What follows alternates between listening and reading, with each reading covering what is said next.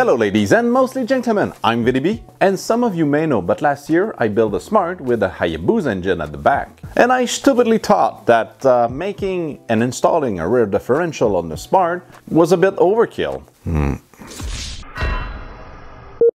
It's true that without one, it's really nice to drift. But without one, it's also really hard to drive. So today we will swear, machine and weld some new parts to build a sprocket lockable rear differential for a Smart Busa.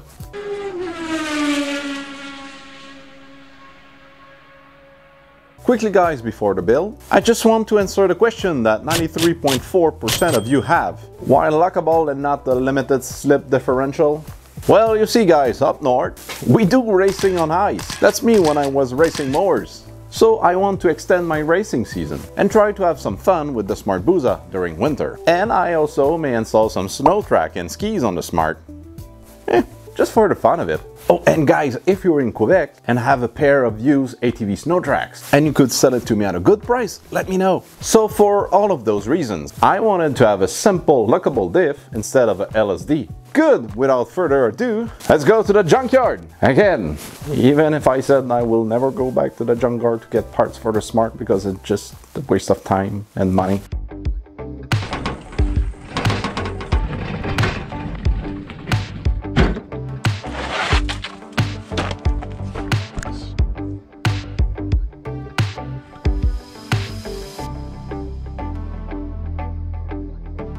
I know that I'm gonna sound like I spend all my weekends at the junkyard, but by pure coincidence, one of my good buddy was there to remove an engine from an RX-8. And he did that for fun.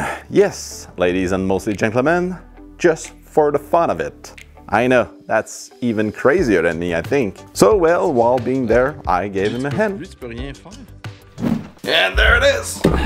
La pièce de résistance! So this is a rear differential coming out of 2005 on the CR-V. I managed also to get the ends of the CV axles of the Honda. Let me get it out. Holy shit! Yeah! Oh! So this is one end of the CR-V CV axle. It's gonna be really useful to connect to the rear diff. And yeah, it is really small, I know. Keep in mind guys, this is not a Smart with a V8, but a Smart with a Hayabusa, a bike engine. So I'm guesstimated that small is good. But again, I don't have much space around it. So I ended up picking a differential from a CR-V because it's so compact. So let's tear that all apart because I don't need it. I'm only gonna use the internal parts and then machine and bolt and you're gonna see that. All right, let's roll the montage, please.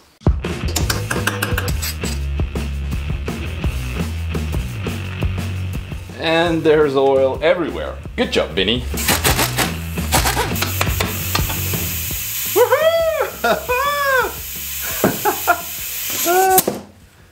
It is so small!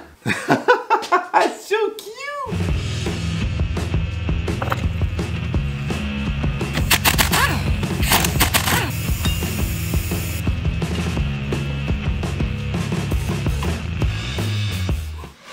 Okay, as usual, I took measurements of the real parts and I remodeled them in 3D. I kept the original Volkswagen CV axles and did not modify them to fit directly into the diff. So it's gonna be easier to chain if I broke one. So this is the diff inserted inside the sprocket. To connect to the diff, I designed two different extensions right there. Okay, so let's disassemble the Smart and fabricate the new parts.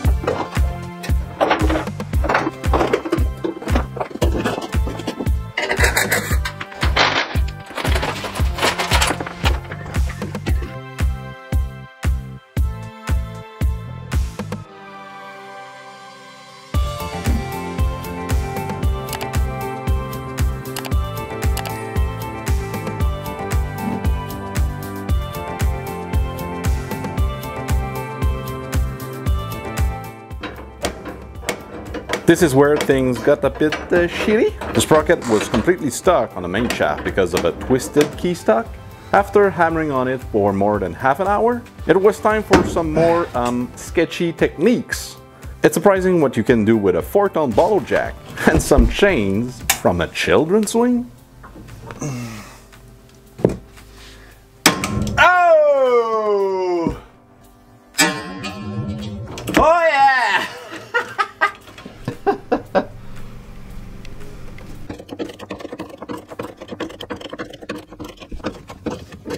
2,000 years later.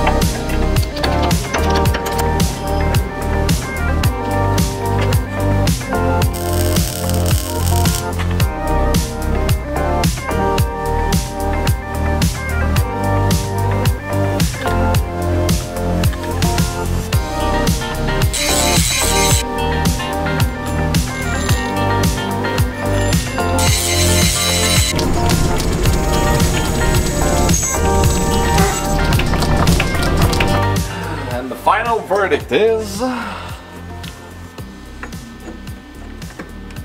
perfect. Oh yeah, just the way I like it. For the other extension, I cut and reused a section of the main shaft. I also did pretty much the same trick of cutting, welding and machining the other end of the CRV-CV axle. Then I wanted to join both parts together in a manner that they'll be concentric to each other, meaning that they'll share the same axis, so I'll get less vibration from them. Since my lathe is too small for that big 1.5-inch main shaft, I instead welded and machined a bigger hub on the axle and pressed both parts together. Then voila, job done. Okay, now the more important and improvised part of the build, the lockable system. And for that one, I've got no plans, because I think that I spent more time trying to remodel the differential casting and all the gears in 3D than building the system one part at a time and figuring things out as I go.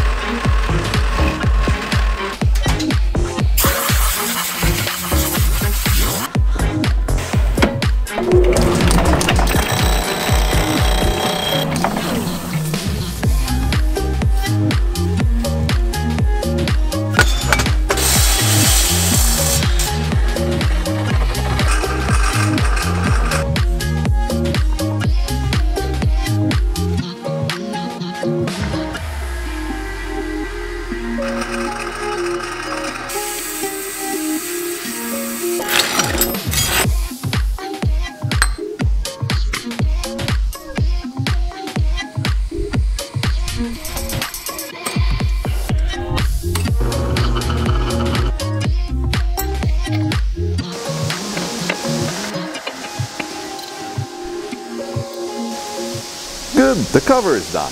Now I need to make the locking system, and luckily I've got a box of hardened steel plates in all shapes and sizes. So let's bring that artistic talent of mine, I should say more grinding artistic talent, and sculpt some teeth to grab into those gears to lock them in place.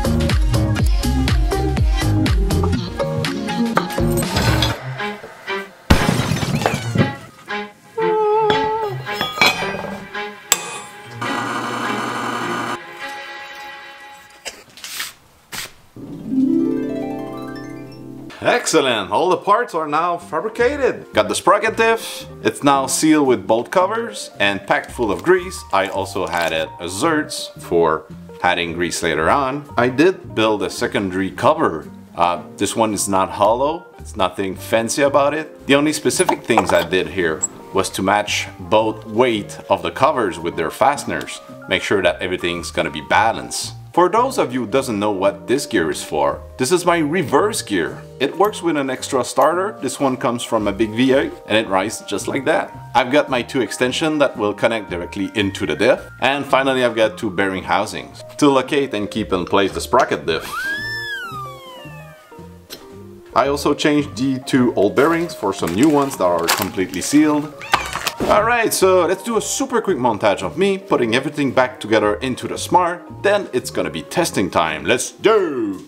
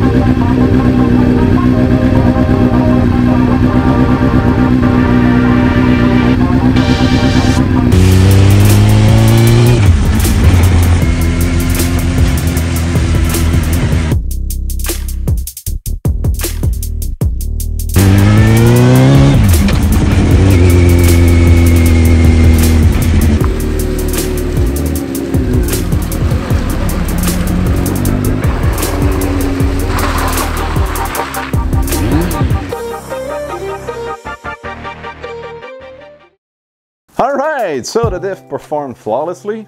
Turning the Smart was amazing compared to the rear solid axle version. Of course, I will further test the lockable system this winter. So again, if you have a used pair of snow tracks, let me know.